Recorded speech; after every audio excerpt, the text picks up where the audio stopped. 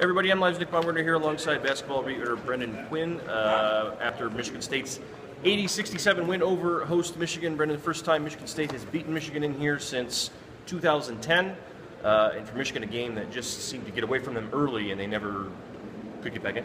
Yeah, I mean, Michigan went on a little 10-0 run there, about 13-minute mark of the first half. Travis Troyce, Michigan State. Travis Troyce coming off the bench, 3 threes in 3 minutes, totally changed the whole dynamic of the game.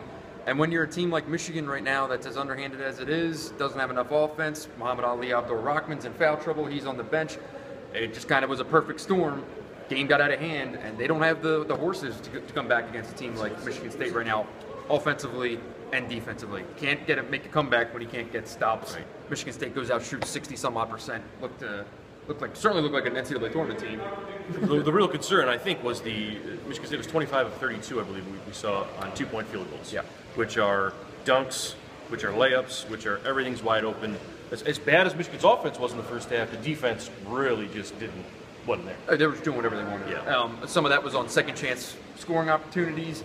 A lot of that was just on more athletic, bigger guys and an offense that was really ready to play. Mm-hmm. And whether Michigan went 1-3-1, went 2-3, went man-to-man, none of it mattered.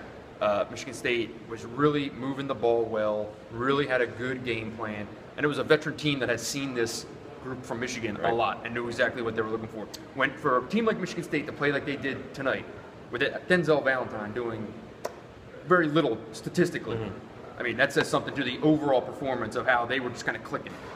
Mentally, this team, you look at this game, Levert and Walton are on the bench with their boots and feet. Stauskas and Robinson are sitting in the stands, and they should be juniors. Beeline looks a little bit worn out, more than I maybe have ever seen him at this point. Yeah. The players seem a little bit drained, maybe more than a little bit. Mentally, what's your gauge here on where these guys are with everything that is sort of going on? I think it's taking its toll. Yeah. I think at this point it is. There are very little signs that something could be turned around here, or that the earth could shift off its axis and this team could go and win 4 games in Chicago in the Big Ten. Right. First of all, I don't even know if this team could get through 4 games without guys yeah. dying on the court at this point. So, no, I think they're gassed, mentally and physically. I think they're tired of losing. I think it's all really taken a toll. I'm not saying guys are just looking forward to the season being over, but at this point, what is there left to really accomplish, really to do?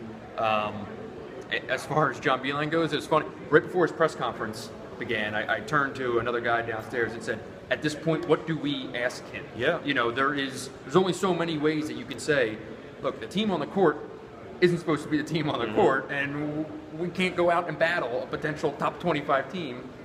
Night in and night out, it's getting ridiculous. And you said it today, even you compared it to a house falling apart a little bit. Right. That's things happen that are unexpected, and you need to find a way to repair that sort of on the fly. I feel like Michigan's done as admirable a job as anyone over recent years. And tonight's one of those nights, so you look back and you see these 2 guys sitting in the stands who should be juniors here. Last year, Stauskas won the game by himself here. They dominated the game, and he's sitting in the stands.